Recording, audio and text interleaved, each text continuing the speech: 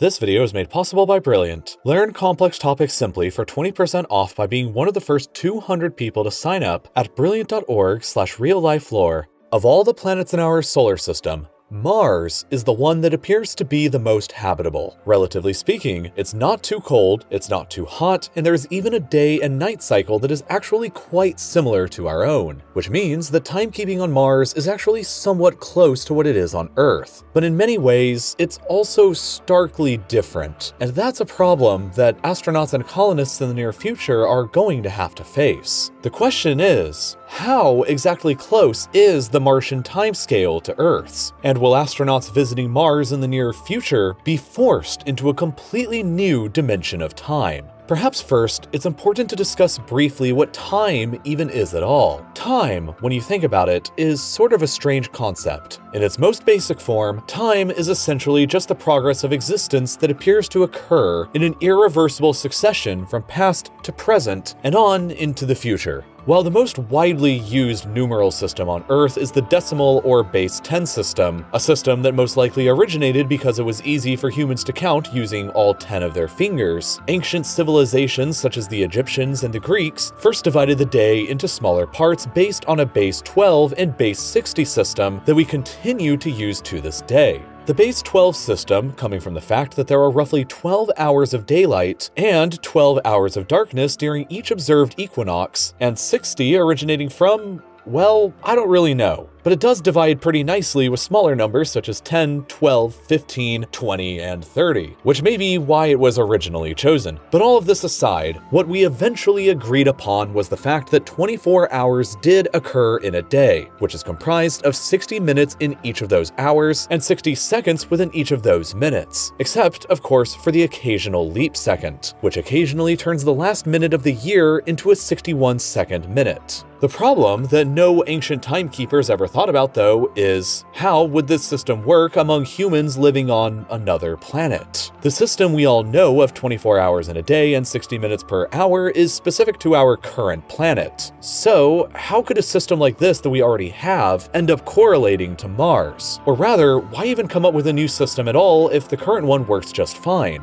The problem with doing that is that Mars rotates at a rate 2.7% slower than Earth, meaning that the Martian day is actually somewhat longer. But before jumping to the full day, let's begin with the smaller unit of time, the second. A second is really just a human-perceived derivative of a larger time, and as a result, would be the exact same on Mars as it is on Earth. In fact, the precise measurement of a second is known as the atomic second, which is exactly measured as 9,192,631,770 vibrational periods of a cesium-133 atom. This, obviously, still applies on Mars, so seconds are good. But next up is where things begin to get a little more complicated. Before moving on to what a minute is, it is first important to understand what exactly a day on Mars is like, and to do that, we need to understand what exactly a day is. A day on any planet is the time it takes for the planet to rotate once on its axis relative to the sun. That is, if you stand at one location and begin the day with the sun overhead, a full day would not have passed until the sun is directly overhead again the next day. While an Earth day is roughly 24 hours, or specifically 23 hours and 57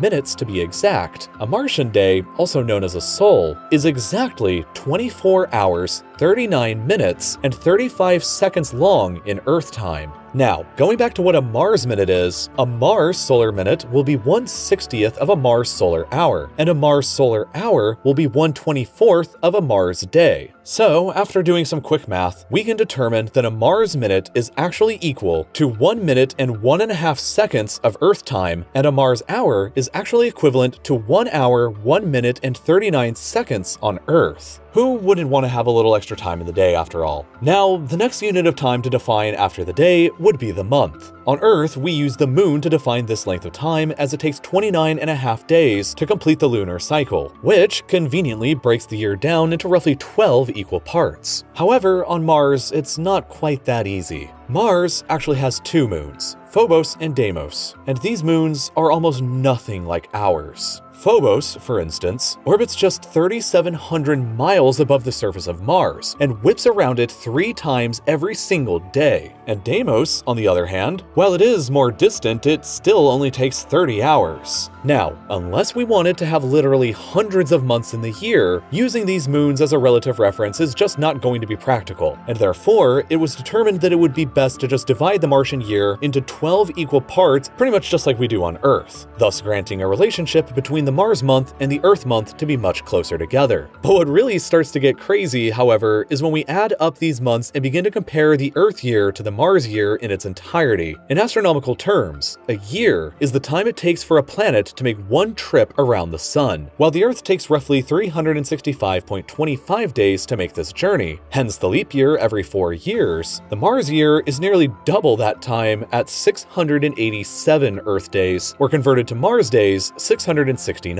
But what really makes a difference in the time on Earth versus the time on Mars is the actual orbit. You see, for the most part, the Earth rotates around the sun in a nearly perfect circle. Now, of course, it is technically not an exact circle, but it is relatively close, meaning that no matter what time of year it is, the distance between the Earth and the sun remains much the same, and thus has no effect on temperature. Instead, the seasons on Earth change primarily from the relative tilt of the Earth in reference to the sun. However, Mars has what is known as an eccentric orbit, meaning that during some months it is much closer to the sun, while for others, it is much, much further. And while this may not seem like a huge deal, it is going to make for some rather long and brutally cold winters. So with all of this being said, what time even is it on Mars right now? And does Mars even have an exact date? Well, actually, yeah. For the purposes of enumerating Mars years and facilitating date comparisons, a system has already been developed by the Space Science Institute to perform this duty. This system, although not officially adopted yet, is becoming increasingly used, especially by recent Mars exploration rovers. It suggests that Mars Year 1 occurred on April 11th, 1955 Earth time, at the point of the northern spring equinox, shortly before the Great Martian Dust Storm of 1956, which was observed by astronomers here on Earth. Thus, for reference, as we celebrate the new year here on Earth on January 1st, 2021, Mars will be nearing the end of year 35, with new year 36 finally occurring here on Earth on February 8th, 2021.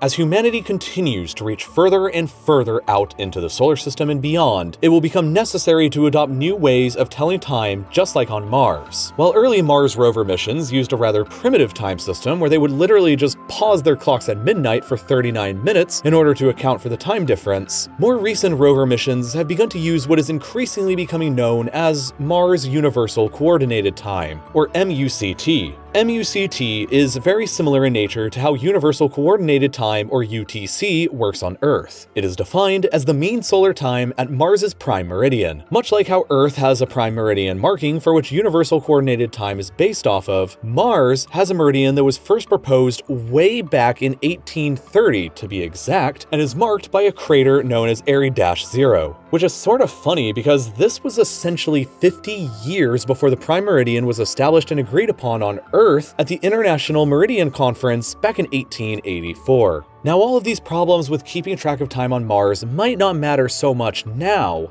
but they'll be of dramatic importance later on throughout the course of the 21st century. Elon Musk announced earlier this year that he plans on having 1 million people living on Mars by 2050. That's only 30 years from now and just halfway through the century. If he's right about that estimate, then the odds are good that most of you watching this video are going to be alive when the human population of Mars is 1 million. This is going to be a monumental task for humankind to pursue, and the problems with time, math, physics, and more are numerous. STEM subjects like these are vital for humankind's technological advancement, and while I understand that math and physics can seem incredibly overwhelming and at times even impossible to understand, Brilliant can seriously help you out with understanding. While I was still in school, I always struggled with just about every STEM subject because it was hard for me to pay attention attention in my class or to get personalized help from my teachers. But Brilliant just works, and it's helped me understand more complicated subjects than I ever would have thought possible for myself back then. Even if you're an absolute beginner, you can start out with classes like mathematical fundamentals or physics of the everyday, and build your knowledge base up from there to more advanced subjects later, like calculus, gravitational physics, astronomy, and so